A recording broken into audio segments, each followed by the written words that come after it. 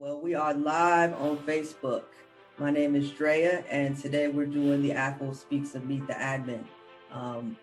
This is kind of our first one, and so what we've been wanting to do is reach out to the people and get an idea of who your administrator is. Quick message, and then you will have us. So, Feel Good Friday. So we have a special guest with us. Okay, shout out to EOD first of all. Shout out to EOD. We have Brad Klein on here. How you doing? I'm well. How are you doing, Dre? Hey, man, it's Friday, and I'm feeling good, feeling great, and I'm very excited to talk to you about, we have so much stuff that we can go through, but like I was telling you in the pre-interview, the AFWO Speaks is about, like, unearthing resources and getting into this mental health thing. Like, obviously, it's a bigger problem than both you and I, even both the Air Force. It is a societal thing. However, whatever small piece of contribution we can make to have positive moves moving forward. And all the things. Things compound really fast, and it's really hard. Things we gotta control and turn into a bigger monster. So when I talk about self-care, it's legitimately just reaching out and asking for help at a lower level. And there's plenty of resources out there to do that. We don't need to wait until it becomes that giant monster to fight. True story. And I, it's when you talk about monsters, and I was telling you I have anxiety and PTSD, and so I quote unquote have my aliens. Hey, hey, look, I had to get a running start. Okay, marathon, not a sprint. But yeah, it was one day where I came and was thinking, and I was like, man, how important is this stuff? We talk about mental health on the page, and we have a lot of resources that people was. Why do you think that people are afraid to ask for help? We kind of touched on that a little bit for security forces, but I want to look at it from a holistic aspect, not to mention in the Air Force.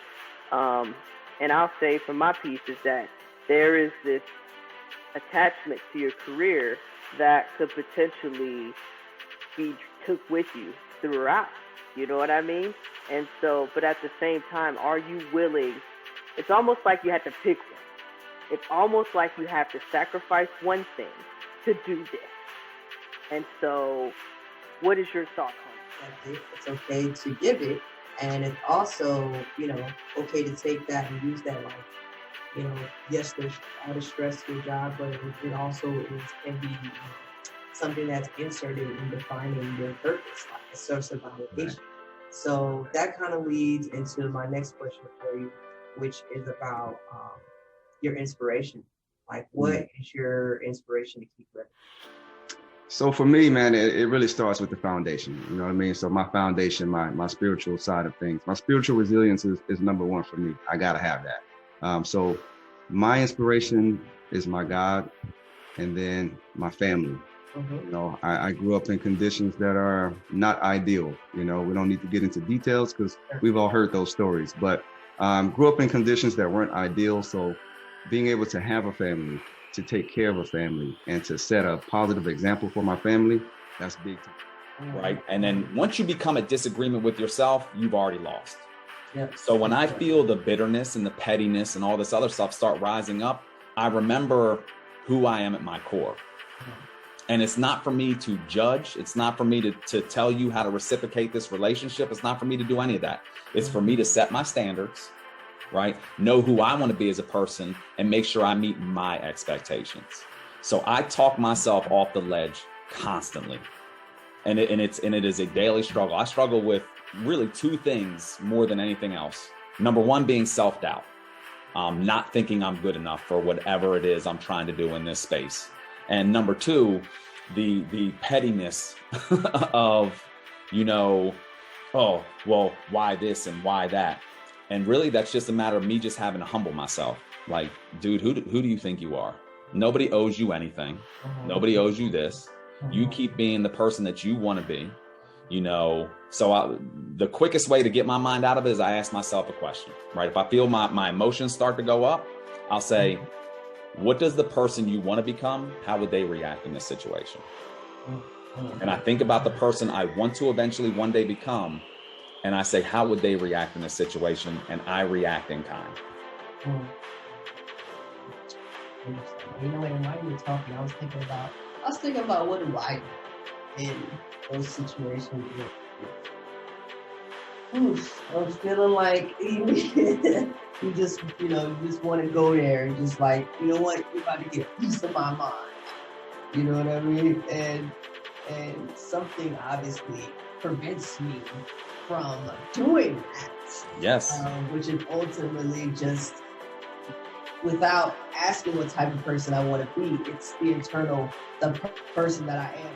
And the big thing for me was the same reason why I want to be a cop is to help people. You know, I want to do something meaningful with my life, and I feel like I'm in a great position to do so. I like to think I'm a very positive person. That's the hard part, is people think that, oh, it must be so easy for you to be optimistic. It must be so easy for you to think and feel this way. No, it is work every single day, y'all. It is simple. It is not easy. And that's why a lot of times people will give you like, all right, cool. If you want to be where I'm at, fitness. Because at the end of the day, no one is shielded from life. You know, life happens to all of us. And if you look at the world right now, we're all really suffering together. And look, a very powerful picture, and I'll probably bring it up to the top again just for people to see.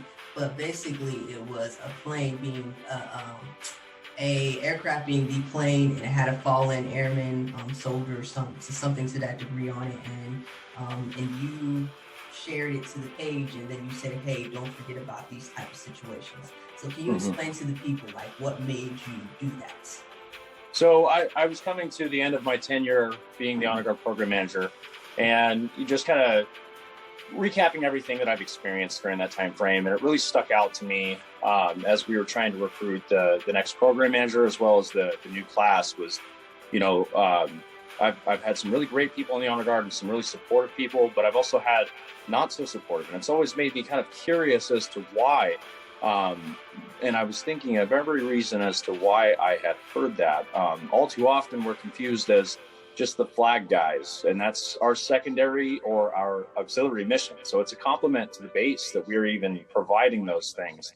Our no-fail mission is military funeral honors. If we have a funeral, that takes priority over everything else. So the intent of that post was because that is extremely powerful.